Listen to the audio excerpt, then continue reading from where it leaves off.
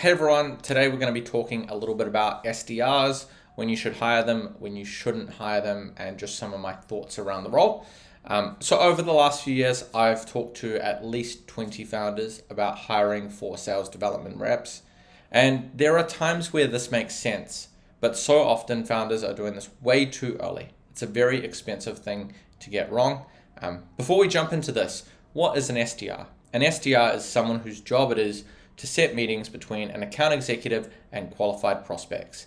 This is an entry-level sales role. It's the sort that a new college grad will find themselves in. You'll also hear this role referred to as a business development rep, an account development rep, or a marketing development rep. For simplicity, I am going to refer to this role as an SDR throughout the piece. So the first problem with SDRs is they're expensive. They're really expensive. Let's break down the cost for the first year. So base salary wise, we're looking at $60K or so. We're looking at about $20,000 in variable compensation. You'll see some companies have a slightly higher base salary. They usually make up for that with a slightly lower variable compensation. And then some companies will have a lower base salary. They'll have a higher variable compensation. It tends to even out at about $80,000 to $85,000. And everything's uncapped because we shouldn't be punishing winners here. Now, there's a recruiting cost, whether you do it through a recruiter or you do it yourself. There's the cost of health insurance, things like FICA, Social Security, payroll taxes, tools. This is a really big one. You are easily going to be spending $1,000 a month on tools, and then office space. So that more or less brings us to about $120,000, $10,000 a month. Now, you can quibble with me on the exact costs, but here are the core problems. These expenses just aren't that flexible. You might be able to cut this number by 5%, maybe even 10%, but you're not cutting these numbers by 50%. Whereas an account executive gives you a lot more for your money. The other thing is SDRs require a lot more time, they require a lot more effort, and they require a lot more management focus than account executives because of where they're at in their career. Let's talk a little bit about account executives. So an account executive, I'm going to go with a mid-market account executive here. They've got $100,000 base salary, $100,000 variable compensation. I've graded this out. I'll explain why in just a moment. There's a recruiting cost. Again, you've got these essentially the same like fixed costs, health insurance, tools, and office space. This brings my estimate up to about $180,000 for the first year of this person being hired.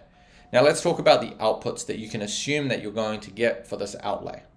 Now with the SDR, let's assume, and this is mostly just so that the math is really easy to run, that you have a quota of 12 meetings per month and you have a 2-month ramp quota. For the sake of simplicity, we're going to assume that the SDR books 0 meetings during their ramp, and at the year mark, you're planning on promoting your SDRs into being account executives. We're going to assume that this SDR hits 100% to plan every month past their ramp and gets promoted at the year mark. Now, over the course of a year, you have received 120 meetings. Each meeting has cost you a little over $1,000.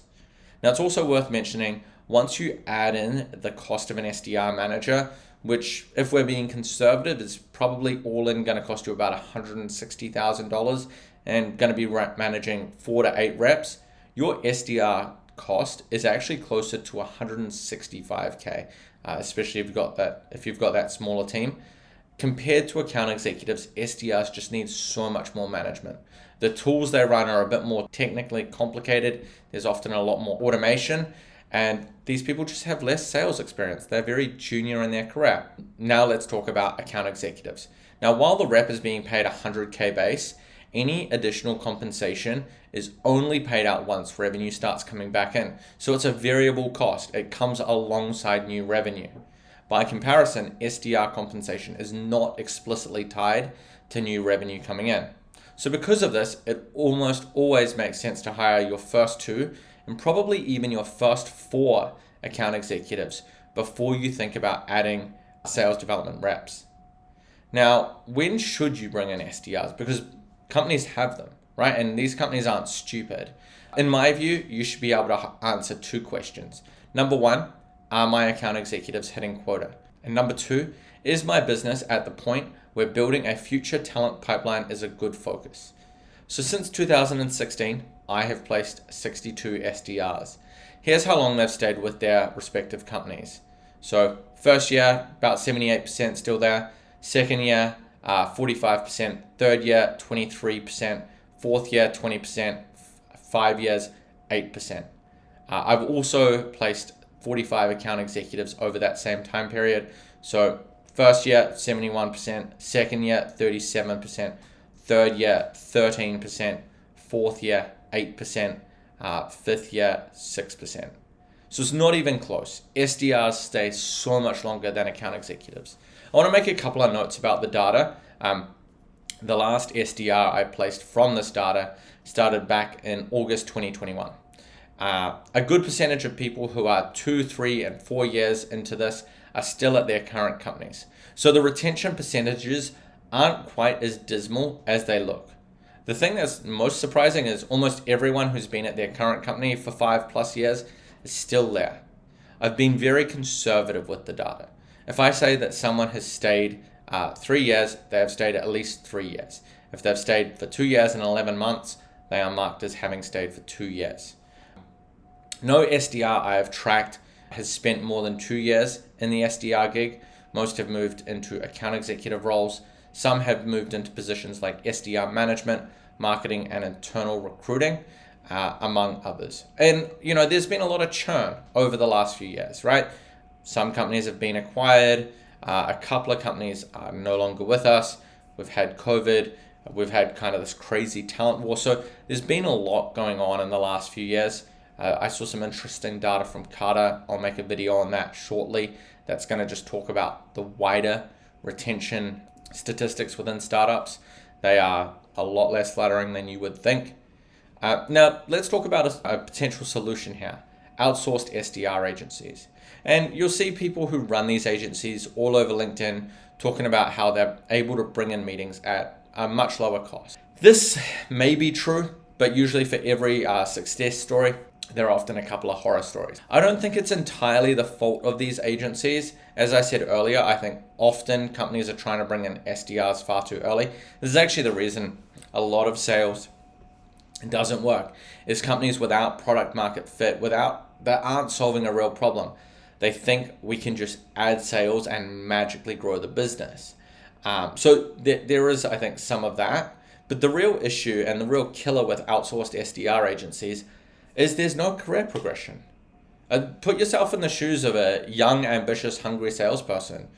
Why would you join an outsourced SDR agency if you can join a company where there's an ability to move into an account executive role? Now, these outsourced agencies often hire good SDRs. I would say they often hire good SDRs with kind of less polished backgrounds, but they often lose these good SDRs. At the end of the day, I think hiring SDRs is at some point part of the cost of doing business. There's a reason big SaaS companies have them, just like they have an expensive law firm. At some point, you need a sustainable solution. And that is what the SDR kind of team are. They're there for pipeline generation, but they're also there as the next generation of people that are going to kind of grow into your future sales leaders. That's all for today. I hope you enjoyed it. If you're not a subscriber, you should subscribe. If you have a SaaS company and are looking to hire, book a time to speak with me and we can talk about potentially working together. Have a good day. Cheers.